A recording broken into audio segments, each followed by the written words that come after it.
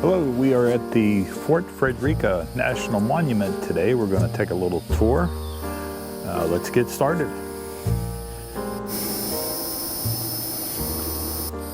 Walking into the visitor center.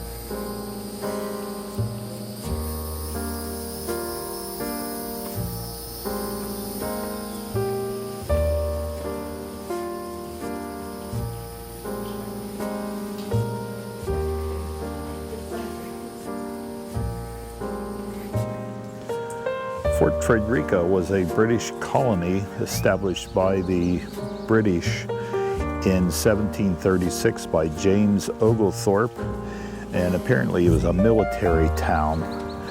Here we have a hut, which is typically what the soldiers stayed in. You can see there's some little crude cots inside there and made out of palm leaves.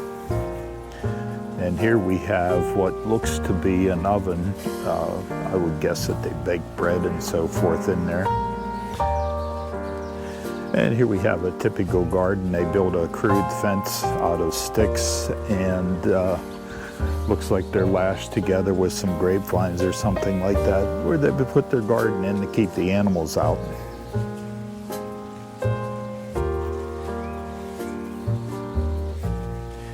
As you can see, we have the typical moss on the trees, typical of the South, and particularly in Georgia. There's quite a bit of this.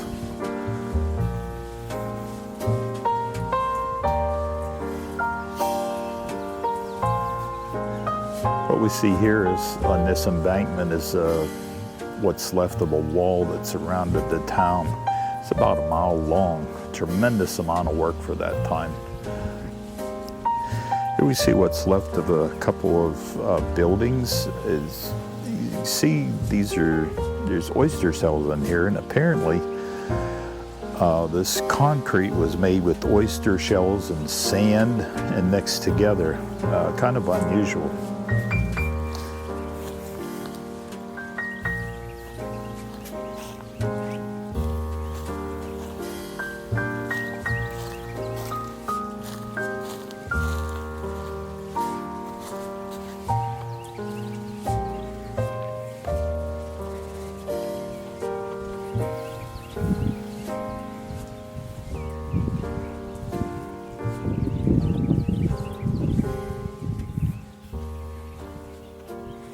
As you can see, it's a nice peaceful walk around here in the shade under these big trees.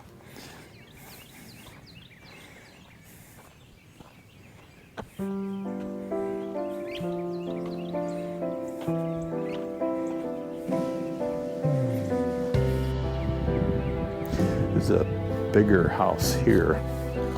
It looks like remnants of a fireplace, and according to the sign, had two wine cellars, so we can assume that it was probably one of the commanders, I would think. It's one of the big oak trees. These are magnificent trees here.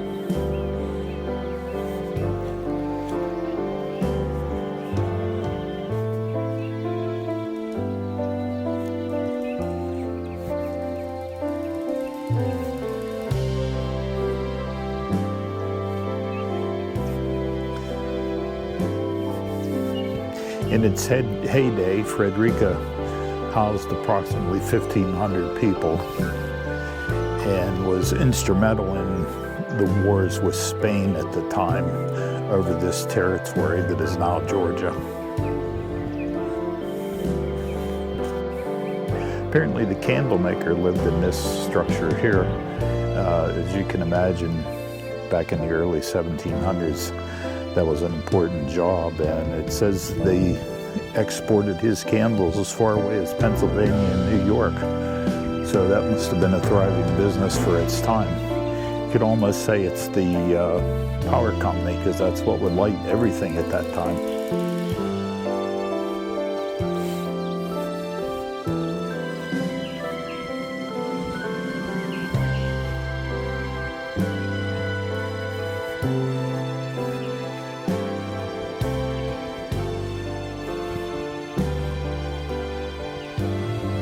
Just another typical house here.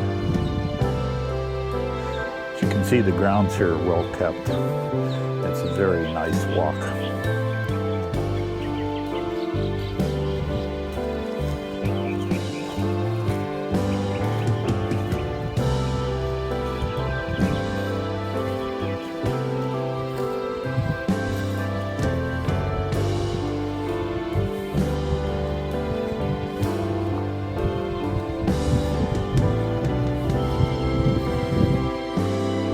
This is the remnants of the fort.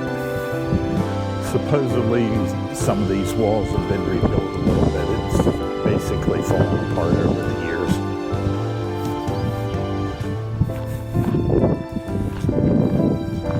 Here's the site of the original well. They have it filled in now.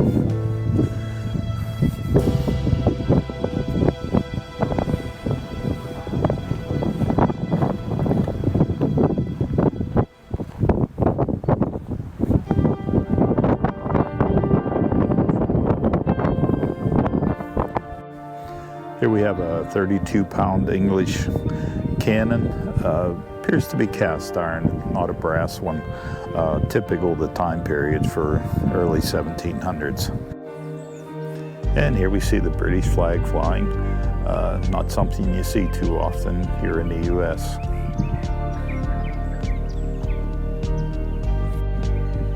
This is the remains of a double house.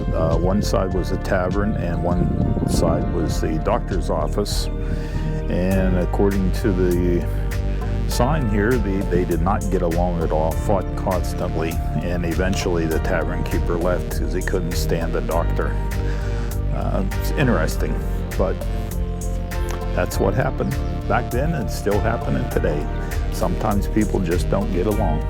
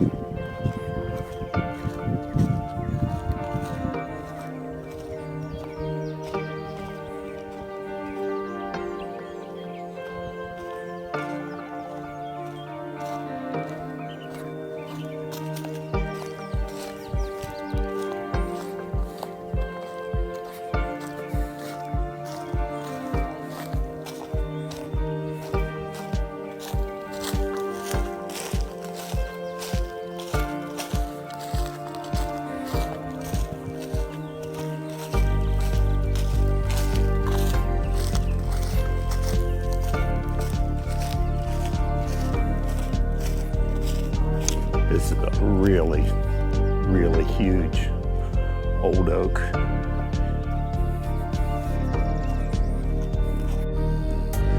Okay, we're almost back to the visitor center. As you can see, it's a nice place to take an hour-long or so stroll, learn a little bit about early British colony history. Hey, thanks for watching, and we hope you liked our little tour here. It's located near St. Simon's Island in southern Georgia along the coast. If you have a chance, stop in. It is a national monument. You do not have to pay to come in here. It's totally free.